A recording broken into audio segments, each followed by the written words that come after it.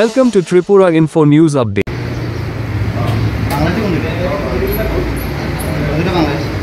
আমি সামনে যাই না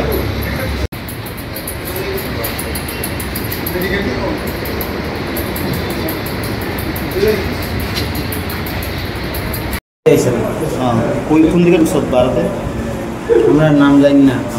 আমরা একজনের মাধ্যমে যার দ্বারা যাবো, তার সে বলছে যে তোমাকে ওই জায়গায় নিয়ে দেবে আমার লোকজন, তোমরা খালি ওর কথা মতো খালি চলবা। আর আমরা তো কোনো জায়গায় চিনি না।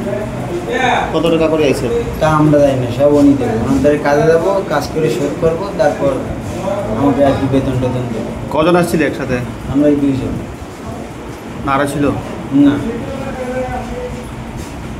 বাংলাদেশে আটক করা হয়েছে, কোথা থেকে কীভাবে আটক করা হয়েছে?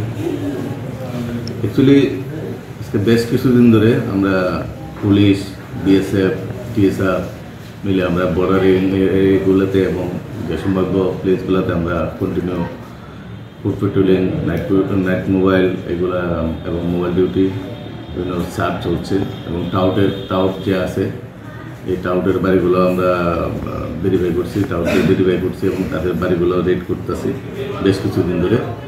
তো তাদের একটা অঙ্গ হিসেবে গতকাল সকাল থেকে 199 ব্যাটালিয়নের বিএসএফের হাতে 2জন বাংলাদেশি ধরা পড়ছে এবং সেই বাংলাদেশিকে জিজ্ঞাসাবাদের পরে আমরা আরও 2জন টাউটস ধরতে সক্ষম হয়েছে। এই 2জন টাউট ছিল স্বপন গোয়াল এবং বিধান দেব, তাদের বাড়ি কৈলাসর। এবং যে 2জন বাংলাদেশি ধরা পড়ছে তারা হলো মোহাম্মদ নূর এবং মোহাম্মদ আলামিন। তো তাদের বিরুদ্ধে আমরা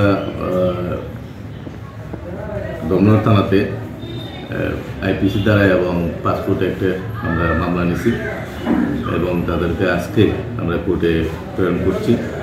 তো তারা কেন ইন্ডিয়াতে এসে কী উদ্দেশ্য এসে তার বিষয় করার জন্য আমরা অবশ্যই এটা ইনভেস্টিগেশন আমরা করছি এবং এটা সঠিক তদন্ত যাতে হয় আমরা সেদিকে আমরা লক্ষ্য রাখতেছি এবং টাউটদের বিরুদ্ধে আমরা সঠিক ব্যবস্থা নিচ্ছি। স্যার, ওদেরকে কোথা থেকে আটক করা হয়েছিল? দমনর আইএসবিটি। তোমাদের কাছ থেকে কিছু জানা গেছে যে কীভাবে আসছে, কোন দিকে আসছে, ওরা ভারতে প্রবেশ করেছে? এটা ইনভেস্টিগেশন সাপেক্ষে আমরা দেখছি, ইনভেস্টিগেশন চলছে এই ব্যাপারে। Subscribe to Tripura Info and press the bell icon so that you never miss any latest updates and news on Tripura.